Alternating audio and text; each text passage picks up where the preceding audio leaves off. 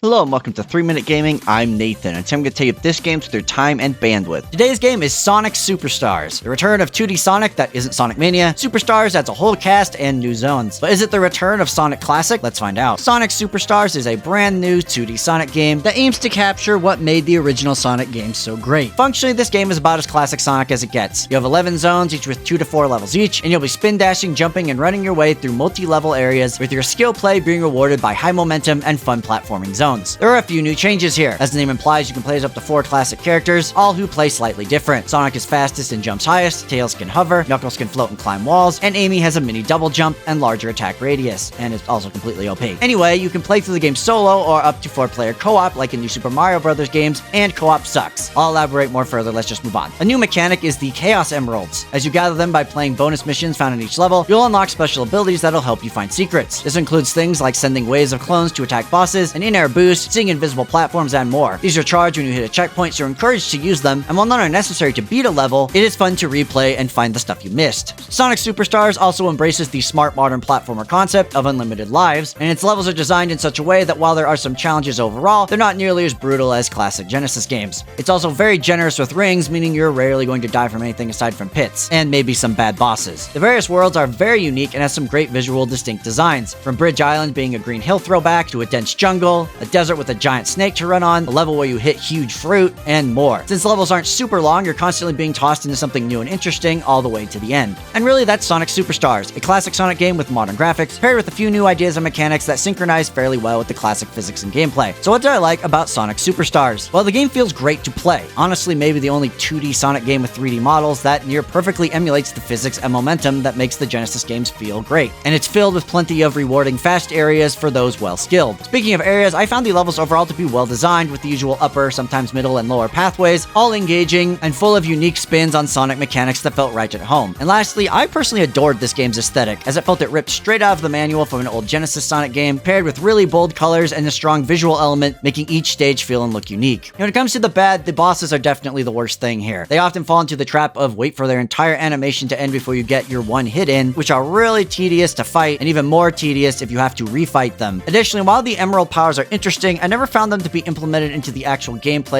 particularly well, with the game either straight up telling you when to use them, or you can just completely ignore them if you don't care about secrets, making you wonder why they're there in the first place. And lastly, multiplayer co-op, which the game heavily promotes, is very crappy. As you can imagine, in a game that prioritizes speed and momentum, you're going to ditch your friends fairly often, so honestly, I personally recommend just playing this one solo. As you know, I rate games here on a 3-point scale: must play, maybe consider, and don't bother. And honestly, I didn't have super high expectations from Superstars, but I came away from it having a pretty good time. The game does a great job emulating the best bits of classic 2D Sonic, with lots of neat new ideas of its own and a vibrant art style to boot. While its co-op and bosses are bad and its short length makes that $60 price tag pretty iffy, if you enjoy 2D Sonic platformers, this is absolutely worth grabbing on sale for several hours of classic Sonic fun. That's all I have for today. Thank you so much for watching. What do you think about Sonic Superstars? Apparently the fan base is pretty split, but I want to know what you think in the comments, so please let me know and then go out there and give Superstars a look.